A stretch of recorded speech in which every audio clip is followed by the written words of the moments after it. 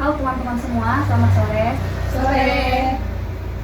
Perkenalkan, saya Dian Rahel Siombing dengan NIM 2303111470. Adanya saya di sini untuk menjabarkan materi terkait pemodelan sistem pendukung keputusan.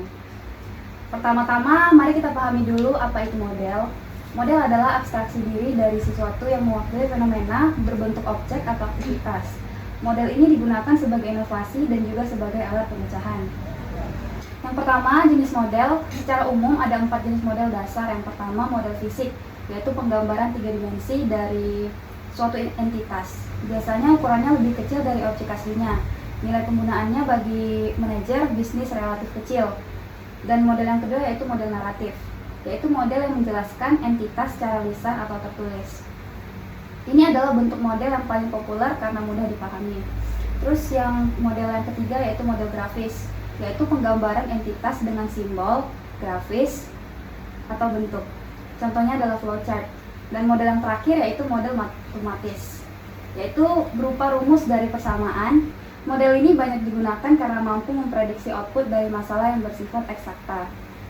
Kemudian tujuan pemodelan, pertama untuk mempermudah pemahaman, misalnya peta yang ukurannya lebih kecil dari wilayah aslinya sehingga lebih mudah digunakan. Yang kedua, untuk melakukan prediksi atau forecasting. Dengan model, manajer bisa memperkirakan dampak keputusan di masa depan. Selanjutnya, kita perlu memahami keuntungan pemodelan. Beberapa keuntungan pemodelan antara lain, biaya lebih murah dibandingkan percobaan nyata, kemudian waktu lebih singkat, simulasi bisa dilakukan dalam hitungan menit.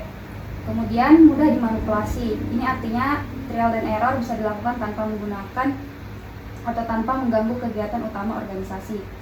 Kemudian, membantu manajer dalam menghitung risiko. Selanjutnya dapat mengeksplorasi banyak alternatif solusi. Dan yang terakhir, meningkatkan proses pembelajaran serta pelatihan. Tadi kan keuntungannya sudah, sekarang kerugian dari pemodelan. Yang pertama itu, sulit menangkap semua pengaruh nyata dalam sistem. Kemudian membutuhkan estimasi yang bisa jadi tidak akurat. Setelah itu membutuhkan keterampilan matematis yang tinggi. Dan yang terakhir, hasil model harus ditafsirkan dengan hati-hati. Kemudian kita masuk pada fase pengembangan model. Dalam siklusnya, pengembangan model memiliki 3 fase utama. Yang pertama, menentukan masalah, kemudian mengembangkan model, dan yang terakhir, mengambil keputusan. Yang selanjutnya, pemodelan dalam SPK. Dalam sistem pendukung keputusan atau SPK, model berperan penting untuk mengetahui hubungan antar variabel, memperjelas hubungan yang signifikan, merumuskan hipotesis, dan membantu pengelolaan pengambilan keputusan. Sebuah sistem terdiri dari input, proses, dan output. Selain itu ada juga feedback, environment, dan boundary. Variabel dalam model terbagi menjadi 3, yaitu variabel keputusan, variabel di luar kontrol, dan variabel hasil. Kemudian kita masuk pada kategori model SPK. Menurut Turban, model SPK dapat dikategorikan menjadi 7. Yang pertama, model optimasi dengan alternatif kecil, misalnya tabel atau pohon keputusan. Yang kedua, model optimasi dengan algoritma seperti linear programming. Dan yang ketiga, model optimasi dengan formula analitik, misalnya untuk masalah inventory. Kemudian model simulasi, yaitu dengan menguji berbagai alternatif. Selanjutnya model heuristik, yaitu menggunakan aturan atau rule. Kemudian yang keenam, model prediktif, misalnya peramalan atau analisis Markov. Dan yang terakhir, model lainnya misalnya untuk analisis what if dalam keuangan. Kemudian materi yang terakhir yaitu permasalahan model SPK. Dalam penerapannya ada 7 permasalahan utama pada model SPK. Yang pertama, mengidentifikasi masalah dan menganalisis lingkungan. Kemudian, mengidentifikasi variabel-variabel yang relevan. Juga kita perlu meramalkan atau forecasting. Dan yang keempat, penggunaan beberapa model sekaligus. Kelima, seleksi kategori model yang sesuai, baik statis maupun dinamis. Dan yang keenam, manajemen model, yaitu dengan model based management system. Dan yang terakhir, model berbasis pengetahuan, contohnya sistem pakar.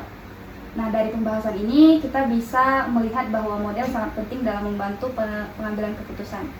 Model membuat proses lebih mudah, cepat, dan terstruktur, walaupun tetap memiliki keterbatasan. Sekian materi dari saya, mungkin dari teman-teman ada yang ingin bertanya. Ya, boleh kepada Nita. Saya Fitra Hanita, izin bertanya. Ya. Nah, mengapa model sistematis dianggap lebih banyak digunakan dalam bisnis dibandingkan dengan model fisik atau naratif? Oke, terima kasih atas pertanyaannya. Dari teman-teman yang lain, apakah ada pertanyaan? Saya Nisa, izin bertanya, apa saja kelebihan dan kekurangan penggunaan model simulasi dalam sistem pengambilan keputusan? Baik, terima kasih atas pertanyaannya Nisa. Kemudian apakah Rani ada yang ingin ditanyakan? Ada. Oke, silakan. Baik, pertanyaan saya. Tadi kan ada 7 kategori model SPK menurut Turban. Nah, manakah yang menurut Rahel itu tuh paling relevan digunakan di era digital saat ini dan apa alasannya? Oke, terima kasih. Baik, di sini saya ingin menjelaskan dari pertanyaan Anita dulu. Tadi pertanyaannya, mengapa model matematis dianggap lebih banyak digunakan dalam bisnis dibandingkan model fisik atau naratif? Karena menurut saya, model matematis mampu memberikan hasil yang lebih objektif, terukur, dan dapat diprediksi. Dengan rumus satu persamaan, manajer bisa menghitung dampak keputusan secara kuantitatif. Sedangkan model fisik atau naratif cenderung hanya membantu visualisasi atau penjelasan, tetapi kurang tepat untuk membuat keputusan yang membutuhkan angka dan data konkret. Apakah jawabannya dapat dimengerti? Baik, dimengerti. Terima kasih. Ya, selanjutnya saya akan menjawab pertanyaan dari Nur Anissa. Tadi pertanyaannya, apa saja kelebihan dan kekurangan penggunaan model simulasi dalam sistem pendukung keputusan? Menurut saya, kelebihannya yaitu simulasi lebih aman karena tidak mengganggu sistem nyata, lebih cepat, bisa digunakan untuk menguji banyak alternatif solusi, dan sangat membantu dalam kondisi yang penuh ketidakpastian. Dan untuk kekurangannya, hasil simulasi seringkali bergantung pada asumsi dan data yang digunakan, sehingga bisa kurang akurat. Selain itu, pembuatan simulasi memerlukan keterampilan khusus dan bisa cukup kompleks. Baik, Nisa, apakah jawabannya dapat dimengerti? Dapat dimengerti, terima kasih. Oke. Selanjutnya pertanyaan terakhir dari Hafizah Khairani. Inti pertanyaannya tadi, dari ketujuh kategori model SPK tadi menurut Turban, manakah yang paling relevan menurut saya yang digunakan di era digital saat ini dan mengapa?